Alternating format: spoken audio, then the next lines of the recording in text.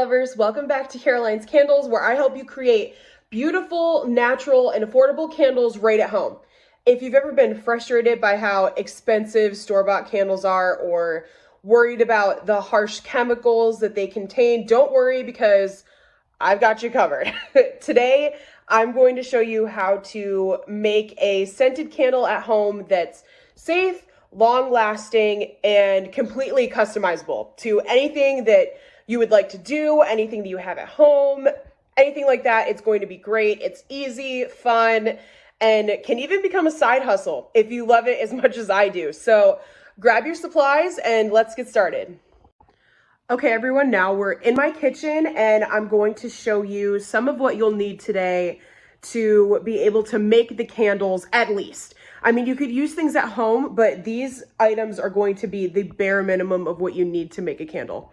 So, okay, let me just have my camera flipped here. So first, you're going to need soy wax or beeswax. This right here is natural soy wax. It's a total clean burning alternative to paraffin wax, which just isn't as good for you as soy wax. Either of them work. You can order them both on Amazon. I believe I got this one on Amazon. It's super easy. It melts the exact same. It's a healthier alternative. It's great. Next, you're going to need some essential oils. So these I also got on Amazon. I believe you can get them anywhere locally. You could get them at craft stores, anywhere like that, anywhere that sells essential oil diffusers. You could get them. I actually think today we're gonna go with the cucumber melon option right there, as we're starting to head into a little bit more of the springtime. Okay, next you're going to need either a cotton or wooden wick. Right here, I actually have a cotton wick. The inside, it's covered with a little bit of a wax covering. The inside is the cotton. This is what you're going to use to actually burn your candles. There's no toxic chemicals in it. It'll just have a nice smooth burn. Next, you're going to need a heat-safe container, which is going to be this one right here. Ignore the mess inside. I had already made some candles in it, but this one I set directly on the stove, and you just put the wax inside. It can melt down. It works really great. Make sure that when you're buying one, you buy one that is heat-safe and can be on the stove, just to be able to melt the wax safely. Okay. And then next, we are going to need a wick holder, which is this little guy right here. It's going to go right on top of whatever jar you use, which is also what you need, a jar or somewhere that you can make the candle in. You're going to put your cotton or wooden wick right through one of these holes in the middle, and it's going to be able to keep it centered and straight up while your candle is setting at the very end when we're finished. And then lastly, for some fun, I don't have any today. You can add colored dye if you would like to, if you just want to have a nice little pop of color in there. For me in particular, I enjoy adding some glitter, because who does not love glitter? Which I think this one is a nice gold color. We're going to put that in there today. Just remember, when you are adding glitter, that it is a type of glitter that you're going to be able to burn safely. You do not want to have a glitter that can release toxic chemicals or anything like that. No, just, and I think you can even search on Amazon some burn safe glitter options to add to your candles as well. Okay, now next we're going to go over to the stove and I'm going to show you how to melt some wax. Okay, so here we are. We've arrived at the stove. I have my little metal wax melter right on the burner. I don't have the burner on yet, but here we are. And I know you can see me here. Hi, everybody. You can see me in the reflection. So, okay, first we're going to melt our wax. As I said earlier, I am using the soy wax because it burns longer and cleaner than regular paraffin wax. But as I said before, you can also use beeswax as well. So for exact measurements, you'll need about roughly 1 cup of wax per candle, depending on your container size. Now, as you see mine over here, this is not a very big container.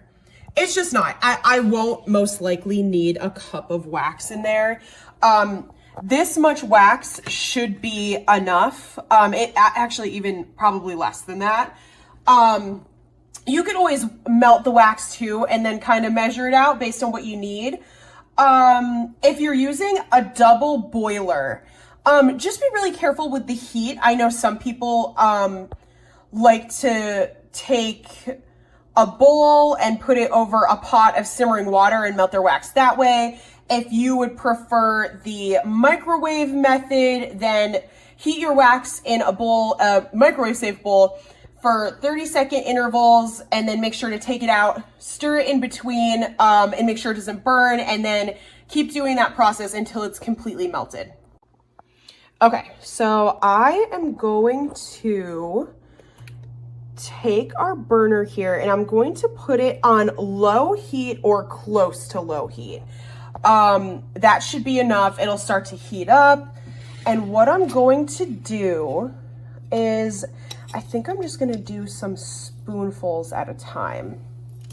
We're just going to put in here, and honestly, I got some on the stove. That's okay, because we can just take a little paper towel and wipe them off as well. You got to be ready for those mistakes, especially if you're doing them at home. But making candles is so easy. It's a nice hobby. You can even, as I said earlier, you can even sell them. You could give them as gifts. I know a lot of people like to give them as gifts, but we're just going to get our wax in there, and I'm kind of trying to do it sparingly so that it does not spill all over the place. Okay, so I've added all of the wax from the plate into our little heat safe mug here, and you're just gonna kind of stir it around.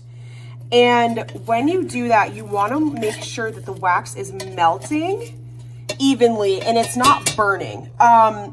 You'll be able to tell if the wax is burning. You'll be able to smell it. This one looks okay, but as it's on the low heat, it should be fine. It'll take a little while. You could even, honestly, you could turn the heat up a little bit also, just to speed up the process. But just make sure you're standing here and you keep a close eye on it. Never walk away from the burner when you're making candles. Just make sure you stay and keep stirring, and eventually it'll turn out to be a really, really great candle. Okay, stay tuned and I will come back to you when we are ready to add our glitter and essential oil.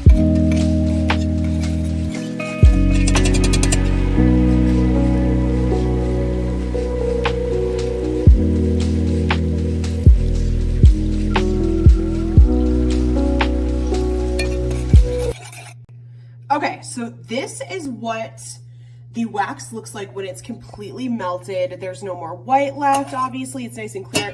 Now, obviously, you can see glitter in mine already. That is because I had glitter left over inside this tin. So just imagine when you do it, it'll look exactly the same, minus the glitter. So now it's time for the fun part. It is time for the scent. Now, today, like I said, I chose cucumber melon because it's starting to be fall time. This one smells really, really good. But it could depend on just what kind of vibe you're going for. If you would like a more calming candle, you can go for lavender, or if you want warm and cozy, you can go for vanilla or sandalwood. But I'm gonna do the cucumber melon. It's fresh, it's uplifting, perfect. So for a long-lasting scent, you're going to want to add, and this is a container that it's tiny. It's about 10 milliliters if I can get it to focus.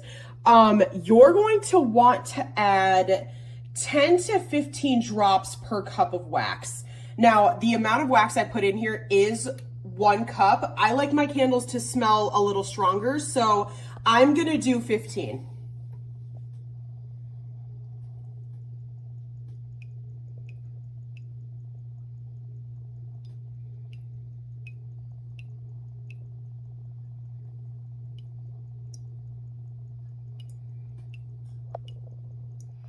Okay, and then after we add that, we're just gonna give it a nice little mix here. Pat it off. Okay, And then next what we're going to do, as you can see, I added some glitter in there from the last candle that I made, but I'm going to add a little bit more of that gold if I can get it. Mind you, I'm one-handed because I've got the camera in my hand, but we're going to do, see it? Super sparkly, really nice. I'm just gonna do a couple more little, I mean, who doesn't really like a sparkly candle? See, there we go. I feel like that's, do you see how sparkly that is? Perfect. And then I'll just mix that around. Okay, perfect. So this should be all set. I'm going to just do a quick little 10-second tidy of my area right here. And I am going to get this guy ready. So here is the container that I'm going to put my candle. We're going to prepare the wick. I have done it for myself, essentially, just to save some time. But what you're going to do, super easy, you're going to take your wick that we talked about in the beginning of the video. You're going to place it in the center, or honestly, wherever you would like your wick. Obviously, it's personal preference. I just prefer mine in the center. And then you're going to take this little wax, or this little wick holder, you're gonna put it over whatever container you decide to have your wax in for your candle. And then you're gonna place your wick either in the first, middle, or last hole. And that'll hold it in there and keep the wick in place as the candle dries. So, okay, we're going to very carefully pour our wax right into the candle. Okay, so here is our candle. Off camera, I just poured the wax from right in there into my jar. And as you can see, my wick moved over. That is okay. You can always move it as the candle's hardening a little more back into place. It's gonna move a little bit. It's just kind of a given. And now we're just going to wait until the wax solidifies and becomes a little bit more candle-like.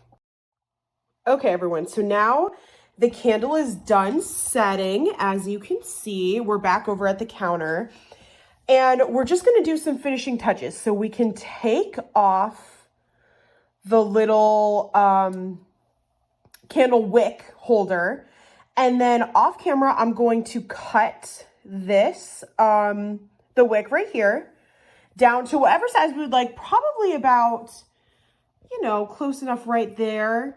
Don't leave it too long so that it takes a long time to burn until you actually get to the candle. But then I have the glitter out because I think it might be kind of fun. And I also have a little, just a craft store paintbrush. I'm going to take some of the glitter and I'm just going to brush it on top of the candle. It's going to give it just a little fancier vibe to it. And especially if you want to give your candles as gifts, it looks really, really cool. So we'll brush some of that right on here. Okay. And then I'm going to cut the wick off camera.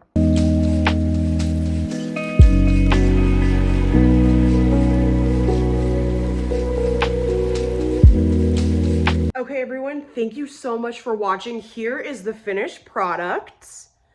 As you can see, it came out really, really nice. And you could give these candles as gifts. You could keep them for yourself. You could use them to decorate. You could do whatever you like. And as I stated before, it's really easy to make scented candles at home. It's quick, it's effective, gets the job done. Thank you so much for joining me, and tune in next time to Caroline's Candles and you'll see what we've got next.